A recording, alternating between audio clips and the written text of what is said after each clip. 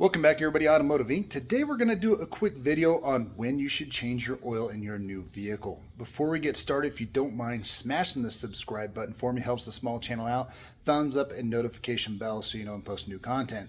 We have tons of great stuff on the channel, so just head over there to the search bar and type in something and it's more than likely there. And if not, you can comment below and I'll make a video on it. Now, something that comes up quite a bit is when should you change your first oil? Now you can go old school.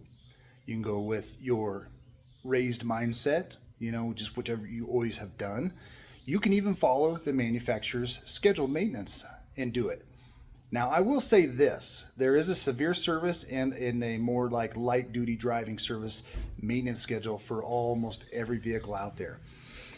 But it does come up a lot. When should I change my oil? And some people say I do it at 500, I do it at 1,000, I do it at 2,500. Well, according to Chevy on this new truck, they say just change it when the oil meter goes down to 0. And most intervals now are 7,500 miles. I don't know necessarily about doing that. And I would encourage you, if you buy a brand new vehicle or a new used vehicle to you off the lot, check the oil as soon as you leave and make sure it actually has adequate oil in it. Because sometimes when they're new and shipped, they don't ship it with as many fluids and they're supposed to top them off. So I'm going to tell you this. I have always done my diesels at right around 5,000 miles on my standard oil changes. I typically will do 1,000 to 1,500 miles on new engines, but sometimes life gets ahead of you.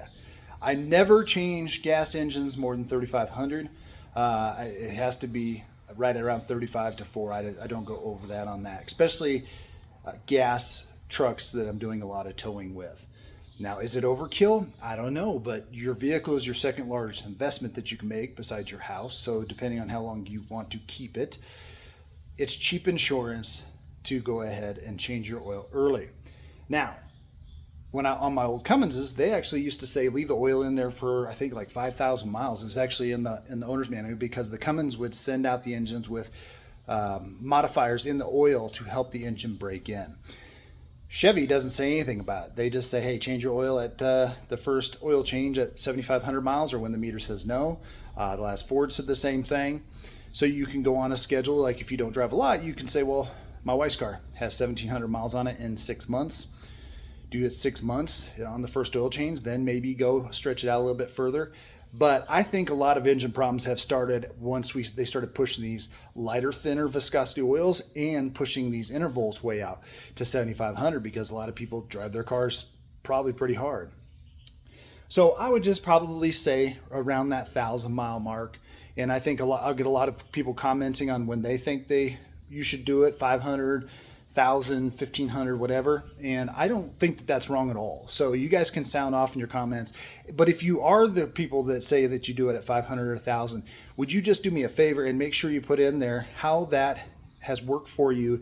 And if you're a high mileage person where you stretch it out way far, I would also like your feedback too on that, and just saying, I actually haven't had any engine problems either. I think the way they're building these engines now, you can probably get away with it. However, I wouldn't push it. As always, guys, that is my 2 cents on when you should change your oil. Gas, diesel, doesn't matter.